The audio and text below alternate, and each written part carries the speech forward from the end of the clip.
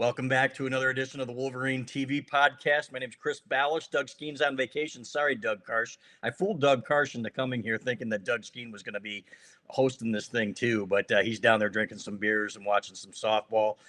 But Doug Karsch, the voice of Michigan football, man, how's that sound to you? I'm thinking Bob Ufer, Frank Beckman, Jim Brandstetter, Doug Karsch. Man, has it sunk in yet? Nope. I'm completely numb to the concept. It's really surreal. Hopefully I'll make it past one game. I might do the spring game and that might be the end of it. Yeah. No, I mean, contract, don't you? I do. Yeah. It's overwhelming. And it's something I'm very much looking forward to. John Jansen, and John absolutely is the best. John left the Big Ten Network to come back. He was told that he would be either a candidate for the job as color analyst or he would get the job. This was back when Frank Beckman left. And I believe he was actually told he got the job. And then Dave Brandon convinced Dan Deerdorf to come out of retirement and just do Michigan football. And John Jansen said, and this tells you what kind of guy John is, he was like, yep, that's the way it should be. It should be Dan Deerdorf. And John said that he developed as a broadcaster and was able to be more prepared for this opportunity. And meanwhile, John and I did the pregame show for the last, I think it was 7 years. It was 8 years. 8 years. We did the last 8 years together. And I mean, Chris, you know John. John's he's a Michigan football captain, and you see why. The kind of person he is, the way he treats people, just the stuff he says on the air, off the air, the observations he makes, the way he can read people, read a room. I see absolute strangers walk up and talk to him, and he has an amazing ability to make those people feel welcome. And, you can see why he was a captain, why I was told he was one of Lloyd Carr's favorites. And he's a great storyteller on the air, and we really like working together. I got this opportunity in large part because, John went to bat for me and others, but, I was really, really fired up, and still it is. It doesn't sink in. But I one thing I'm looking forward to is not getting snarky texts from you on bad weather days from up in the box. Isn't the window open though? I can open or close. I can do whatever I want. All right. Just so people know, the classic was we were down at Purdue, I don't know, 7-8 years ago, and it was raining sideways, and I'm down on the field in rain gear, but I'm still getting soaking wet. And my phone buzzes, and I look down, and it's Chris. It's midway through the third quarter. I'm miserably cold, and Chris sends me a text complaining about the fact that the soup is a bit tepid in the press box. I'm not going to tell him what your response was either, buddy, but it was the hot chocolate, not the soup. The soup was fine, Doug, and it really felt good on that day. And the crazy part about it was the forecast was fine, and then for 3 hours only, it was raining sideways, and I'm thinking, oh my God. And my parents were down there too, and they looked fine, and they were prepared for it. Somebody else was not, but but I'll say this: you did a great job, and you talk about the preparation, doing the sidelines. Got your foot in the door. You did that for a long time. You did it well. The chemistry that you and Jansen have developed, and I think I'm probably not going to be the first one to tell you this. You can sense it in the booth. You can sense it when you're talking. You can sense it as friends, and I could sense that between Deerdorf and Brandstetter, and I think that's important. And Brandstetter and Frank Beckman, to be honest. So when you talk about John Jansen.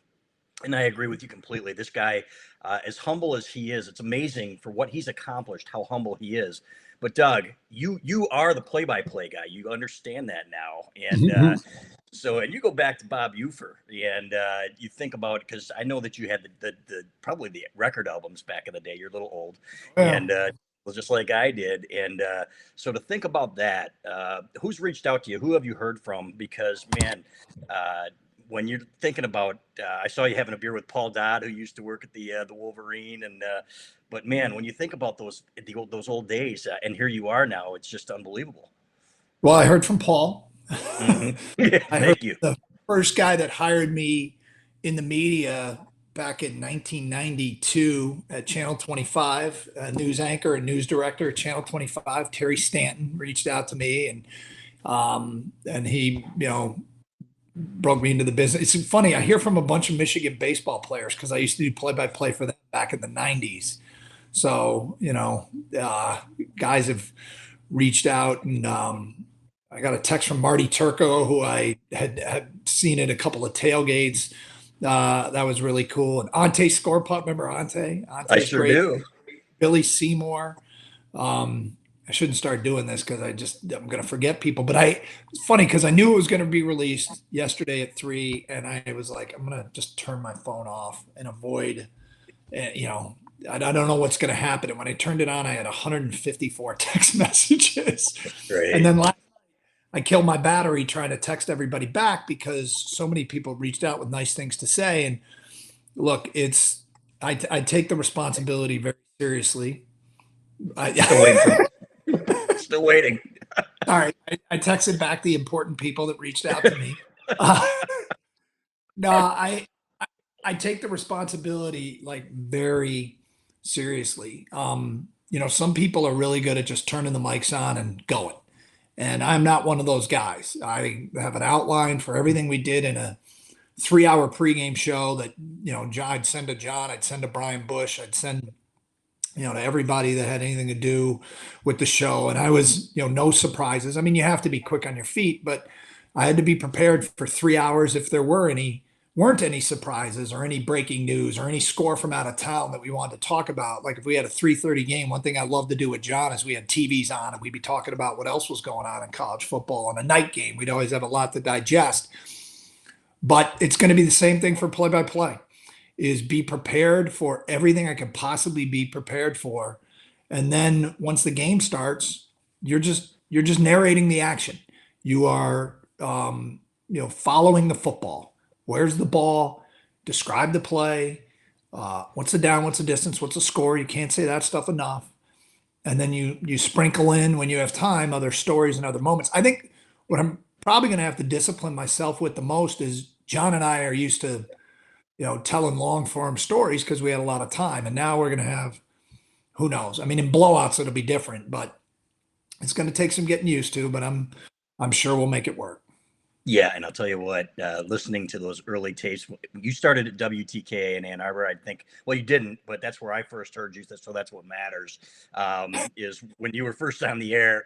And some of those early tapes, you still have those of your first few shows? Oh, yeah. I could go. They're down in my mom brought a box over a couple of years ago with some of the first shows that I ever did. And look, it's funny. I'll give you one of my first ever, and this might be a little bit of this with Michigan football. The first ever baseball game I did, I was like hanging on so tightly to describing the action that I remember the first home run. I was, describing the outfielder going back to the wall, and the ball is over the wall. It's a home run. That's what That's your call? That's fantastic.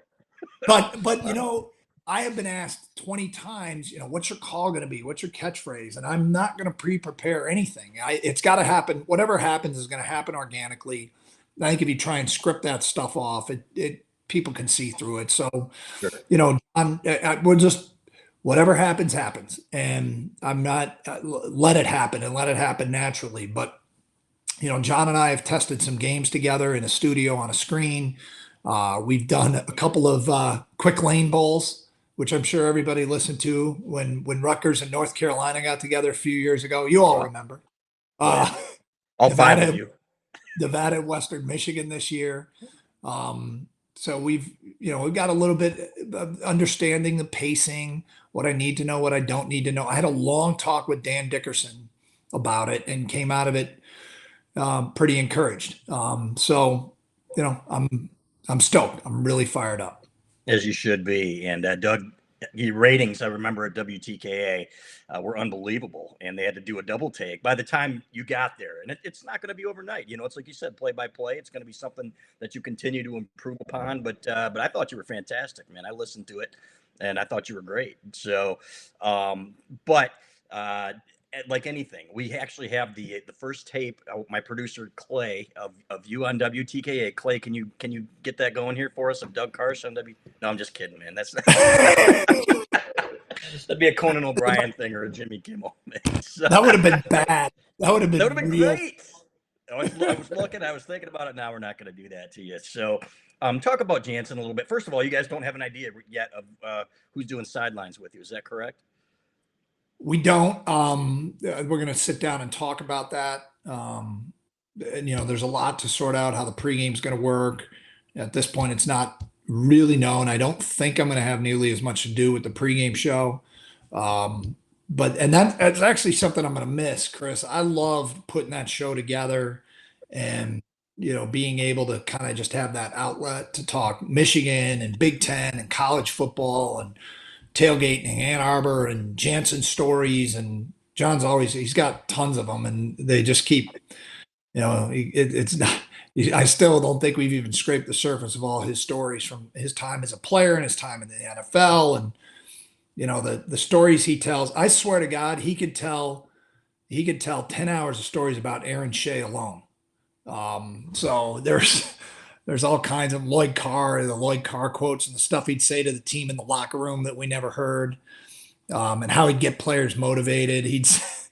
He tells a story about how Lloyd used to get under his skin because Lloyd said before a Wisconsin game, he called Barry Alvarez. And he goes, Jansen, I called Barry Alvarez and I offered him our entire offensive line for one Aaron Gibson. And Alvarez said no. That's great. That's great. And he would now those pale in comparison to the stories that we get over the beers the night before, which I'm guessing are going to be limited now. That you're kind of a big deal here. So, and I'm certainly not going to be hanging out with you anymore. I don't blame you. Yeah, I don't blame you. But I will say this: the preparation that you've put in, and I've always respected this. Whether you're going into a show or whether before a game, you work your butt off. And I think people don't really realize what goes into going on the air, and you can't just wing it, and he never has, and you never have. So I respect that about you. That's the one thing. So I was going to ask you, did you get back with Tom Brady? I'm sure he was the first one to call, right? He was a fan of yours. Brady is a great story because it was back in the 1050 days, and the coaches told me, the Brady kid is pretty special. We think Brady's special. And of course, that was Brady Henson era. And so I was like on the air, and I'm like, well, they know better than I do. So I became a Tom Brady guy back then. And of course, it wasn't, there was a local kid that was really likable and was also really good. It's not like Drew Henson was a bad college quarterback. He was a great college quarterback. And Brady was also a great college quarterback. And, I got to know his dad a little bit. And when Brady left, he gave me a cell phone number and said, hey, if you ever need anything, give me a call. And then the first year he makes it to the Super Bowl, so I'm there. Hey, Tom, it's Doug. Remember me? Hey, I left him a message. Do you want to come on a talk show this week? And he didn't call back, so I called him again. Hey, you must not have got my message. You remember me? Yeah, I know you're playing the Super Bowl this week, but if you got 10 minutes, we'd love to have you on the air. But I bumped into him a couple times, and he's great. That's one of the great Jansen stories. I don't know if he's ever told this one, but the first or second signing with the Stars, Jansen was back, Shea was back, and Brady was back, whichever one that was. And there was a green room backstage. And Jansen tells a story that they go backstage, and Tom Brady, who's now obviously a superstar, walks in the room, and Tom Brady, Aaron Shea, and John Jansen immediately fall back into their old roles, which was Brady was a captain, Shea was a team leader, or I'm sorry, Jansen was a captain, Shea was a team leader, and they picked on the quarterback. And, now Tom Brady's an international superstar, and immediately Jansen and Shea started picking on the quarterback, and Brady took it because that's their role. And it just is so funny to this day that hasn't changed. The one game I missed a couple games actually in the last 16 years. One was for a work function I couldn't avoid for the job I have on the ticket. And it was the game Brady came back and was the honorary captain, and Jansen got to be sideline reporter that game. So he got the exclusive interview. The other one was when my son played for the state tennis championship, and I skipped that to go to that. But skipped the Penn State game, the Jay Patterson comeback game in State College a couple years ago. But it's going to be fun. I'm looking forward to it, and I promise people nobody will work harder at being good at that job than I will. Yeah, and your young man won the state title, by the way, the state tennis championship, which is he won up you just like he does on the golf course now. And all of us, unfortunately, the kid It's so bad, isn't it? 20 yards. It sucks. It really does. So watching this kid that you used to throw a ball to in the lobby, when he was 2 years old, outdrive you by 80 yards is emasculating, Doug. It's it really is. But I'll say this: I deny it, but it's true, and it happens to everybody. As your kids start to, hey, I have 3 kids, I can still beat the crap out of the other 2 in golf. Yeah, for about 2 more years. So because they're pretty good athletes too. So Doug, just a couple more things here. You actually ran into Brady at the Super Bowl, if I recall. What was it, about 10 years ago? And you asked him a question, and he actually remembered you. Yeah, so it was media day, and it was in Jacksonville. They were playing Philadelphia. It was still, relatively early in his career, and he, I just asked him a question. Is there any lessons from your days at Michigan that you took with you? And he stopped, looked at me, and said, "How you doing?" And I said, "I'm pretty good." And then when it was over, I was standing off to the side, and he came over and had a bunch of questions about the team and about Lloyd Carr. And I'll never forget because, the media day, and he had a huge throng of people around him. He wanted to talk Michigan football, but the last question yelled at him before he came up to me was, "Are you dating one of President Bush's daughters?" And like, it was just so weird that was Tom Brady. And then, yeah, he wanted to know all about Michigan football, wanted to get caught up, wanted to, what was the feel on the team, and are they going to do this and are they going to do that? And it was just interesting to see that part of his life. He talks about it all the time, so it shouldn't surprise anybody, but that's a big part of who he is, even to this day. Yeah, and of course you're looking at him with those. That wasn't your question, right? About President? No, it was not my question. Okay, yours was, what cologne do you wear? I think it was. Yeah. Because everybody wants to be like Tom Brady. So he's right. Doug Karsch, the voice of Michigan football. It's amazing to say. And I'll say this, man, I'm proud of you as a friend and as a colleague, and you've earned it. You've earned the right to do this, and I think you're going to do a great job. Jansen, you guys have great chemistry. So your sideline reporter, if you need some input, man, just text me. I'm still waiting for the thank you text. So I'm sure you can send it at the same time. So, are you going to apply for the job? Put you down on the field? You about the weather, and then Borton can talk to you every Monday for the From the Sidelines piece.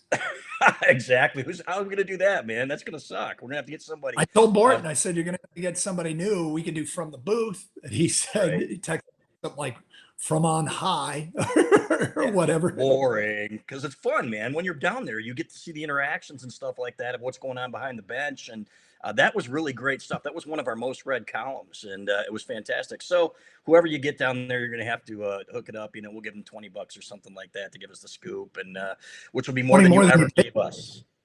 This is 20 more than you paid me. So I was going to say. It was cool because look, they're doing that. A lot of that stuff was stuff I'd report on the air during games, but a lot of it is you don't have time. Like, you see something and you think it's significant, but the game flow never allows for you to make a sideline report, so it just get filed away.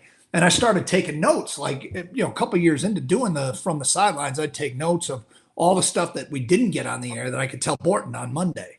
Right. So I like doing it, and it seemed like a lot of people quoted that stuff back to me. I read that you said, and I'm thinking, that's interesting. So they didn't listen to what I said, but they read what I said, which meant they were reading Wolverine. Yep, no doubt.